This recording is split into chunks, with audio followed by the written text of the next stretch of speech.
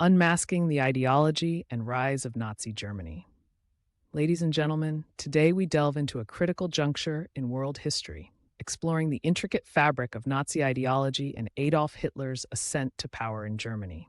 Understanding this period is essential, not only for historical scholarship, but to grasp the mechanisms of extremist ideology manipulation and power consolidation that remain relevant in contemporary analyses. We will examine the foundational principles of Nazi thought, the manipulation of propaganda, the role of violence, and the political strategies that facilitated Hitler's rise.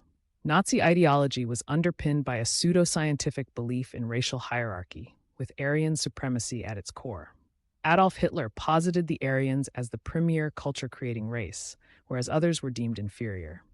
This notion of racial purity, detailed extensively in Hitler's Mein Kampf, was believed to sanction German territorial expansion, known as Lebensraum. The quest for Lebensraum aimed to provide the Aryan race with the supposed necessary space and resources to thrive, entailing a violent overhaul of Eastern Europe, a concept deeply intertwined with the notion of racial struggle and survival of the fittest, echoing a distorted interpretation of Darwinian theory. Propaganda and symbolism in the Nazi movement. The role of propaganda in the Nazi movement was paramount, intricately woven through visual and verbal motifs. The swastika emblem and meticulously choreographed rallies were not mere symbols, but powerful psychological tools designed to galvanize support and promote ideological tenets. The machinery of propaganda was astutely directed by Joseph Goebbels, who capitalized on emerging mass media technologies of the time. Hitler's oratory prowess cannot be understated. His emotionally charged speeches were capable of captivating audiences, reinforcing Nazi tenets, and constructing a narrative of national victimhood blended with promises of rebirth. The use of violence and intimidation. Violence was not incidental but rather strategic within the Nazi rise to power. The Sturmabteilung, SA, and later the Schutzstaffel, SS, were integral in executing this policy. These paramilitary organizations were instrumental in both intimidating political rivals and purging the state of what were perceived as ideologically impure elements. The street battles against communists and the infamous Night of the Long Knives in 1934 exemplified this strategy. The latter facilitated the consolidation of power by eliminating Ernst Röhm and other potential threats, while simultaneously appeasing the German military establishment. The political path to power. Hitler's journey to power was characterized by meticulous political strategizing within the collapsing structures of the Weimar Republic. The Reichstag fire of February 1933 was a pivotal incident exploited by the Nazis to heighten fears of a communist uprising. This event precipitated the suspension of civil liberties under the Reichstag fire decree.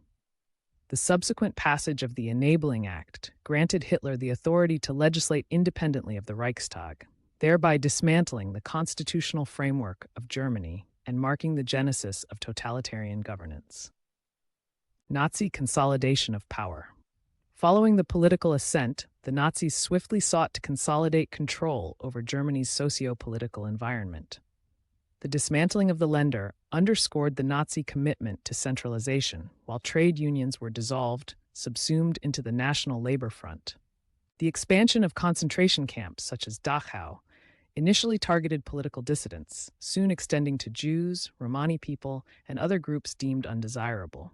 The Nuremberg Laws of 1935 codified racial discrimination, explicitly forbidding marriages between Jews and Germans, fundamentally altering the social fabric under the guise of preserving racial purity. In conclusion, the synthesis of extreme ideology, propagandistic brilliance, and strategic application of violence facilitated the Nazis in establishing their dominance across Germany. The ramifications of Nazi policies and philosophies reverberate far beyond the confines of their era, offering cautionary insights into the vulnerabilities of democratic institutions, the potency of propaganda, and the peril of unchecked extremist ideologies. As we reflect on this dark chapter, it is imperative to remain vigilant as scholars and citizens against the elements that foster similar conditions.